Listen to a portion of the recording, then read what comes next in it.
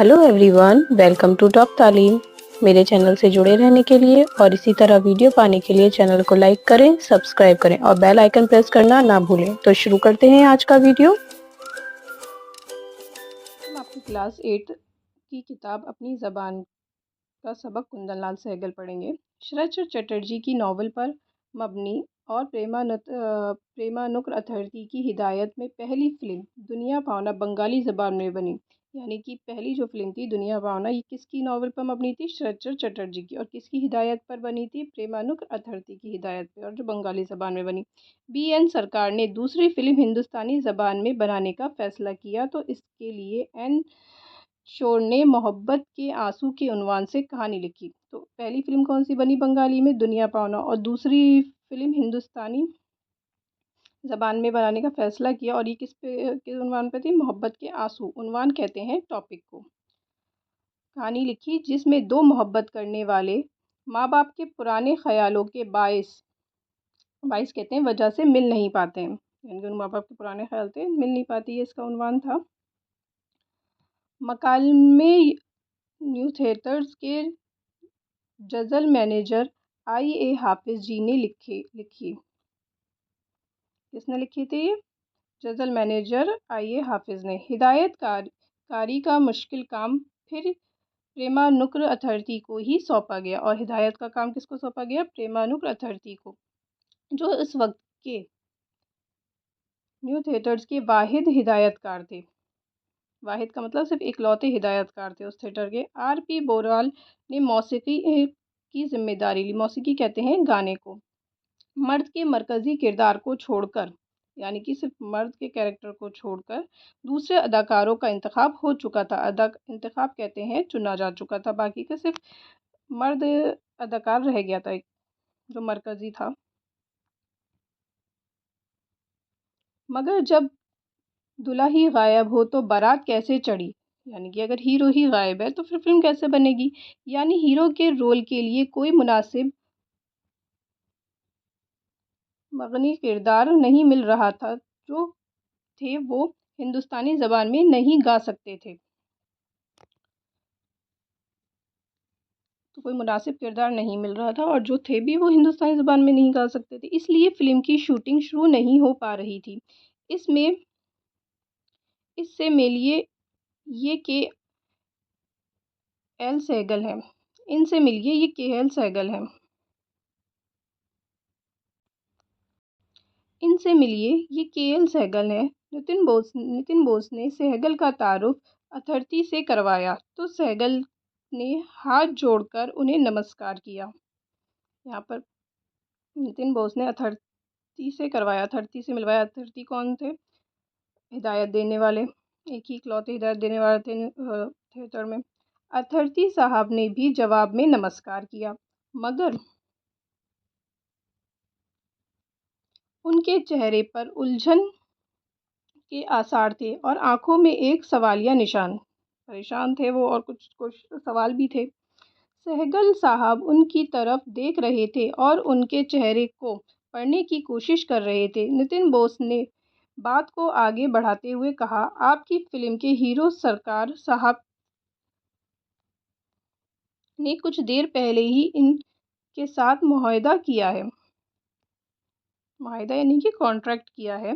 Hero और मेरी film के, यानी कि हीरो के लिए इनका इंतखाब किया गया। मेरी फिल्म के हीरो हीरो और मेरी फिल्म के अथर्ती की आंखों पर सवालिया निशान मज़ीद बड़ा और गहरा हो गया। यानी कि और ज़्यादा वो सोच रहे कैसे मेरी फिल्म के, हाँ ये बहुत अच्छा गाते हैं। सरकार साहब ने इनका गाना सुना है, बोराल दाने में भी सुना है। वो उनके गाने से बहुत मुतमईन हैं। नितिन बोस ने पुरजोश अंदाज में कहा, यानी कि बहुत एकदम बहुत खुशी के साथ कहा, ये बहुत अच्छा गाते हैं और सरकार ने भी इनका गाना सुना है और पूरे उन पे क्या है, पूरा मुतमईन है। यानी कि पूरा उनको उनके ऊपर पूरा भरोसा है। प्रेमानुक के माथे पर शिकन गहरी हो गई और ज़्यादा वो थोड़े परेशान हो गए। उन्होंने तिरछी नज़रों से नितिन बोस की तरफ देखा। गाना तो ठीक है, मगर एक्टिंग, उसका क्या, गाना तो गा लेगा लेकिन एक्टिंग कैसे करेगा, कौन करेगा? एक्टिंग भी तो करनी आनी चाहिए। एक्टिंग भी ये कर लेंगे, अच्छा करेंगे, एक बार देखिए तो सही।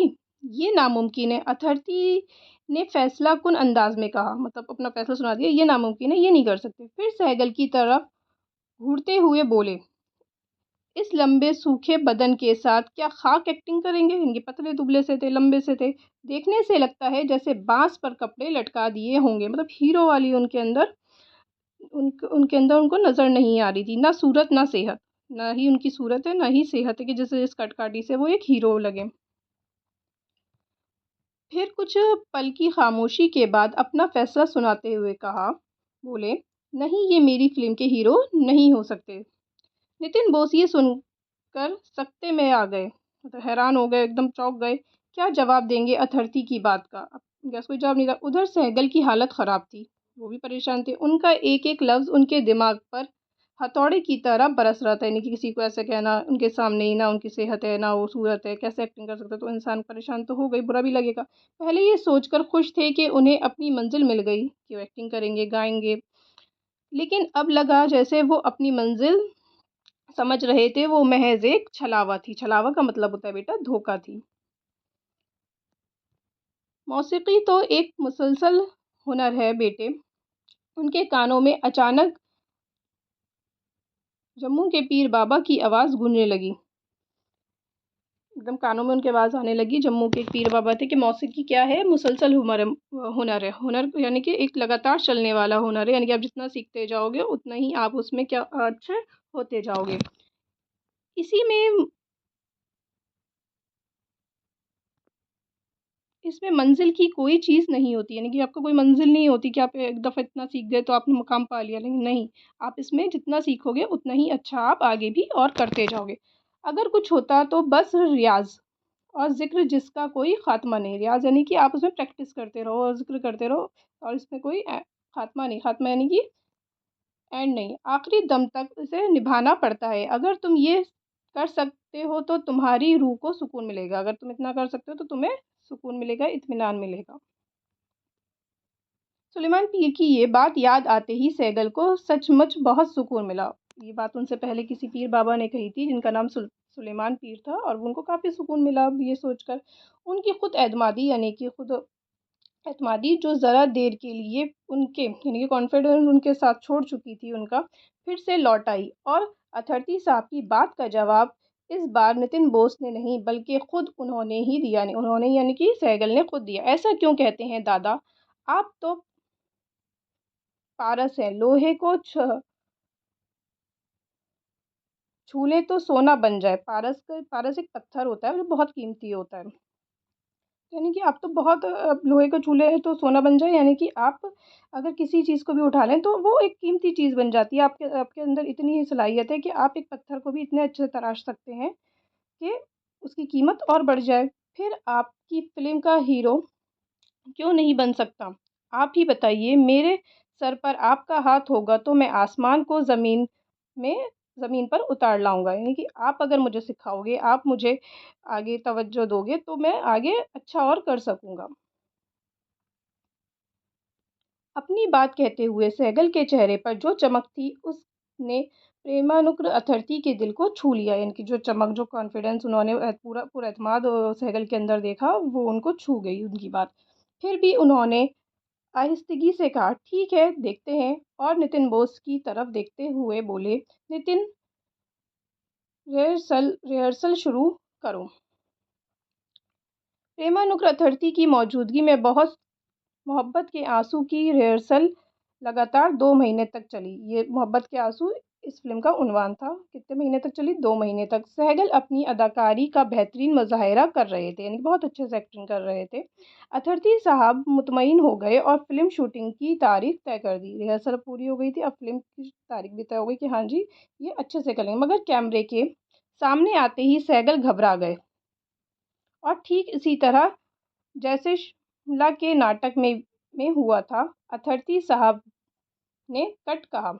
यानी कि शिमला में वो एक नाटक कर रहे थे, उस दौरान हुआ था, वो घबरा गए और ऐसे ही वो कैमरे के आते ही घबरा गए और अथर्ती साहब ने फ़ौरन क्या कहा? कट कह दिया और यानी कि फ़िल्म वहीं रोकी और सहगल को समझाया कि उन्होंने क्या गलती करी है।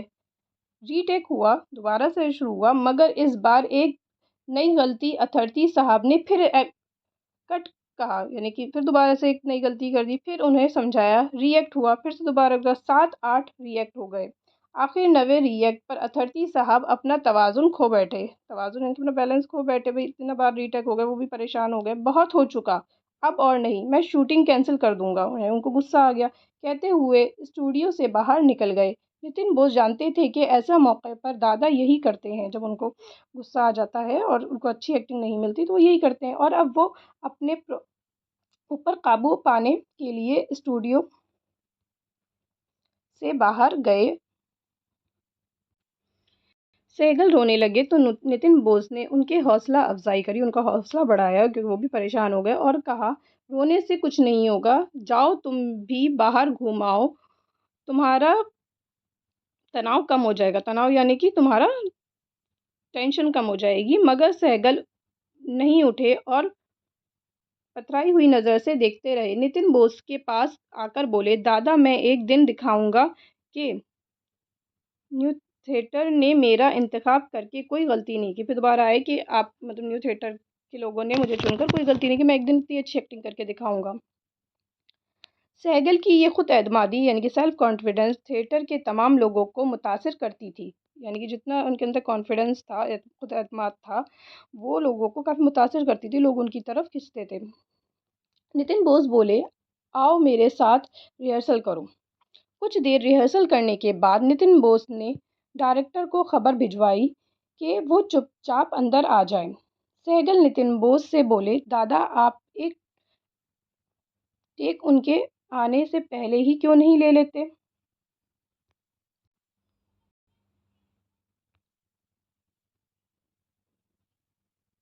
नितिन बोस ने उनकी इस बात का कोई जवाब नहीं दिया, सिर्फ मुस्कुराए और कैमरे के पीछे चले गए, क्योंकि उन्हें मालूम था कि डायरेक्टर साहब दरवाजे के पीछे से देख रहे हैं। लेकिन सहगल को इसका इल्म नहीं था। उनको तो पता था, लेकिन सहगल को नहीं पता था कि उनको देखा जा रहा है। इस बार सहगल से कोई चूक नहीं हुई और डायरेक्टर ने दरवाजे के पीछे से चिल्ला कर कहा, ओके ओके। फिर सहगल पास आकर उनकी पीठ थपथपाई और बोले, वेल डन, यानी कि बहुत ज़्यादा डायरेक्टर खुश हुए उनकी एक्टिंग से।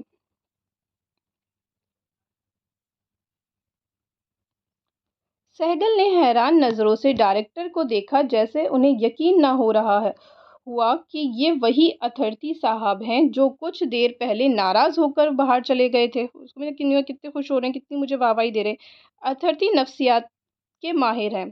सहगल की नफ्सियाती कैफियत उनसे छुपी ना थी, इसलिए बोले, दरअसल तुम्हारी कमज़ोरी एहसास कमतरी है, इसलिए तुम अपना एतमाद खो बैठते हो, यानी कि अपने आप को कम समझते हो, इसलिए तुम जब सामने आते हो और अपना एतमाद खो देते हो, कॉन्फिडेंस को खो देते हो। फिल्म की शूटिंग शुरू हुई तो सहगल के दिल में एक डर पैदा हुआ कि घर वालों को जब पता चलेगा कि मैं फिल्मों में काम कर रहा हूं तो नाराज़ हो जाएंगे। इस बात का उनको डर था, इसलिए उनका फिल्मी नाम के.एल. सहगल रखा गया कि किसी को घर वालों को नहीं पता चले। मगर फिर भी राजा शर्मा ने उन्हें पहचान लिया। अरे ये तो अपना कुंदन है। आखिरकार 16 जनवरी 1932 को इलाहाबाद की शंबर टॉकीज में मोहब्बत के आंसू रिलीज हुई, और इसके साथ ही हिंदुस्तानी सिनेमा के फलक पर एक ऐसा सितारा चमका, फलक कहते हैं आसमान को, ऐसा सितारा चमका जिसने हिंदुस्तानी सिनेमा को चकाचौंध कर दिया। यानी कि उनकी एक्टिंग लोगों को बहुत पसंद आई। और कब रिलीज हुई थी ये? 16 जनवरी 1932 को। और क्या नाम था इसका? मोहब्बत के आंसू। इस फिल्म की तकरीबन 10 गाने थे, मगर आज ना ये फिल्म मौजूद है और ना गानों की रिकॉर्डिंग, और ना इस बात की कि इन 10 गानों में सहगल ने कितने गाने गाए। ये भी नहीं पता कि सहगल ने कितने गाने गाए थे। अलबत्ता गानों के शुरू के बोल अब भी मौजूद हैं, और कयास किया जाता है कि इन 10 गानों में से 6 गाने सहगल ने गाए। कयास का मतलब होता है अंदाज़ा किया जाता है कि 6 गाने किसने गाए हैं? सहगल ने गाए हैं। फिल्म फ्लॉप हुई, मगर सहगल को इनकी आवाज़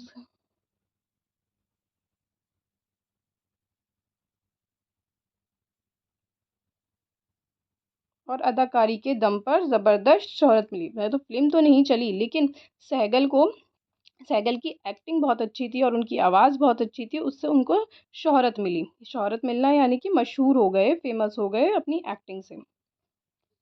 ये किसने लिखी है? शारदत्त। अब इसके अल्फाज और मायने देख लेते हैं। मबनी, मबनी कहते हैं बुनियाद पर। आमद, आना। दकियानूसी, बहुत पुरानी। मकालमा, हम कलामी। इंतखाब, चुनना। मगनी, गाने वाला। मुआहदा, कौल व इकरार। अहद व पैमाना, इकरारनामा। शिकन, सिलवट। छलावा, जो ज़रा सी झलक दिखकर गायब हो जाए। आसेब, रियाज, मेहनत। खुद-एतमादी, अपने पे भरोसा होना। पारस, एक ख़याली पत्थर जिसके छूने से लोहा क्या बन जाए? सोना बन जाता है। मुज़ाहिरा, ज़ाहिर करना। रीटेक, अंग्रेज़ी लफ्ज़ यानी कि बार बार दोहराना। तवाज़ुन, तादल या वज़न का बाहम बराबर मिल जाना। हौसला अफ़ज़ाई, हिम्मत बढ़ाना। पथराई हुई नज़र, सदमे भरी या मायूसी निगाहें। तनाव, खिंचाव। रिहर्सल, मश्क करना या दोहराना। वेल डन, एक अंग्रेज़ी लफ्ज़ है। अच्छा, बहुत अच्छा किया। नफ्सियात, दिमागी शऊर का इल्म। एहसास कमतरी, छोटे होने की एहसास। क़यास, गुमान। फ्लॉप, अंग्रेज़ी लफ्ज़ है, बिल्कुल नाकाम। अब इसके सवाल और जवाब देखेंगे हम।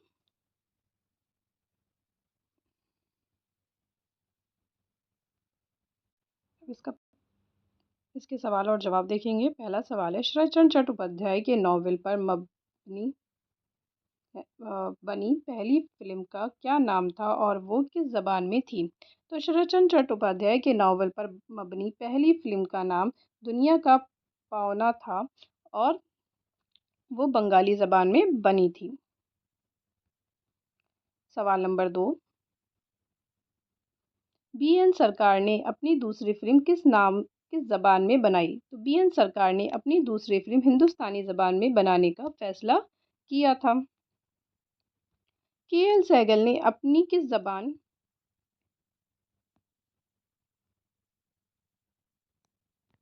माथे की शिकन गहरी होने से क्या मुराद है? जवाब, माथे की शिकन गहरी होने से मुराद परेशानी, उलझन और नापसंदगी का इजहार करना है। सवाल नंबर 5, के.एल. सहगल साहब को देखकर अथर्ती साहब ने क्या कहा? तो अथर्ती साहब ने सहगल को देखकर कहा, इस लंबे सूखे बदन के साथ क्या खाक एक्टिंग करेंगे? देखने से लगता है जैसे बांस पर कपड़े लटका दिए हों। ना सूरत ना सेहत। नहीं, ये मेरी फिल्म का हीरो नहीं हो सकते। सवाल नंबर 6, अथर्ती की बातों का सहगल पर क्या असर हुआ? जवाब, अथर्ती की बातें सुनकर सहगल की हालत खराब हो गई और उनका एक एक लफ्ज़ उनके दिमाग पर हथौड़े की तरह बरसने लगा, जिससे उनकी खुशी और खुद एतमादी ख़त्म हो गई। सवाल नंबर 7, मौसीकी तो एक मुसलसल सफ़र है बेटा, ये आवाज़ सहगल ने कब महसूस करी? जवाब, ये आवाज़ सहगल ने उस वक्त महसूस की जब वो अथर्ती की सख्त बातें सुनकर मायूस हो रहे थे और तभी उन्हें जम्मू के पीर बाबा सुलेमान पीर की कही हुई बात याद आ गई थी। सवाल नंबर 8, सहगल में खुद एतमादी कैसे लौटी? जम्मू के पीर बाबा की ये बात सुनकर मौसीकी एक मुसलसल हुनर है, इसमें मंजिल नाम की कोई चीज़ नहीं होती, बस रियाज और जिक्र है। सहगल को याद आ गई, जिससे उनकी खुद एतमादी फिर से लौट आई।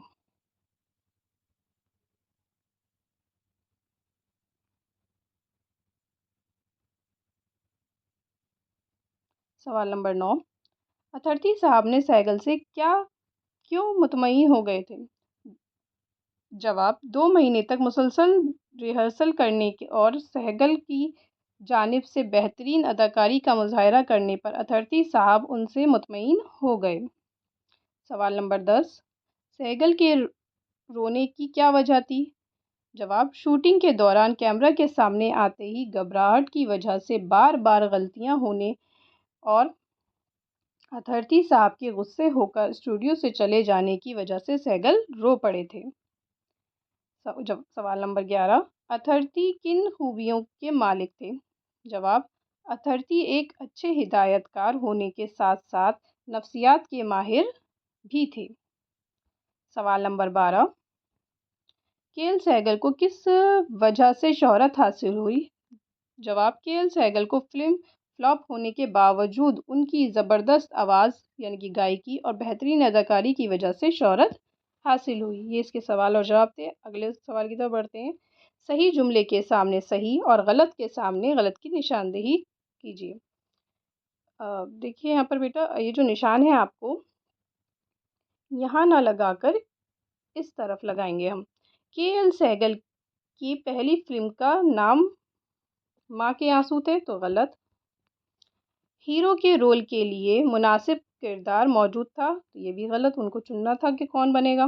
केएल सहगल बहुत अच्छे गाते थे, ये बात सही है। केएल सहगल एक तंदुरुस्त जिस्म के मालिक थे, नहीं, वो एक पतले दुबले थे।